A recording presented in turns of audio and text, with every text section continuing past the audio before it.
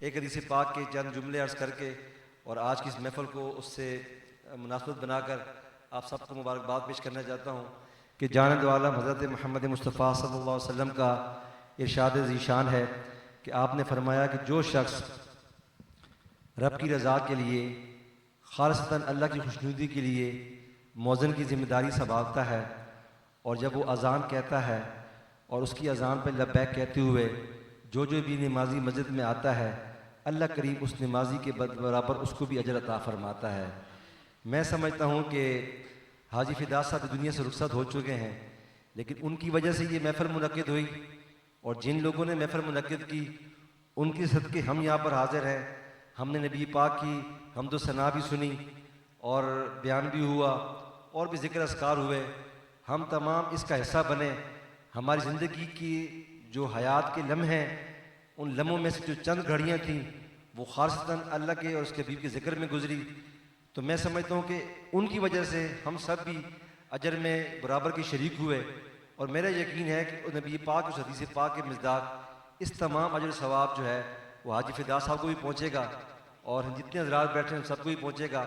और आखिरी बात, जितने नौजवान बैठे हैं ख़ासकर मैं आपकी खिदमत में 2 मिनट लूँगा, अर्ज़ करूँगा कि दोस्तों ये ज़िंदगी बड़ी आर्जी है।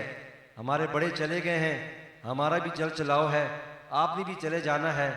एक अल्लाह का नेक बंदा साहिब कश्फ एक दिन एक कब्रिस्तान से गुजरा तो क्या देखता है कि उस कब्रिस्तान में बहुत सारी जो मैयत हैं वो कब्रों से निकल कर आपस में लपक रहे हैं और एक कब्र वाला अपनी कब्र के सिराने बैठा हुआ है।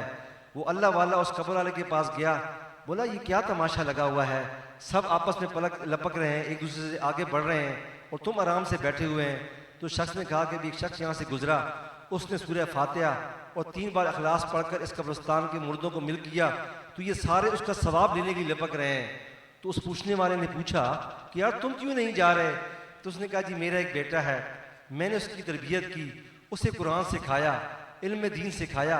वो जब भी अपने काम पे बैठता है, जब वो फारिग होता है ना तो मेरे लिए साले सवाब करता है, तो मुझे ज़रूरत नहीं पड़ती। कहते हैं वो शख्स चला गया, कुछ अरसा गुजरा, फिर उस कब्रिस्तान से गुजर हुआ, क्या देखता है कि फिर वही मंजर है। लेकिन आज उस कब्र वाला जो शख्स है ना वो भी उस इसाले सवाब को लेने के लिए लपक रहा है।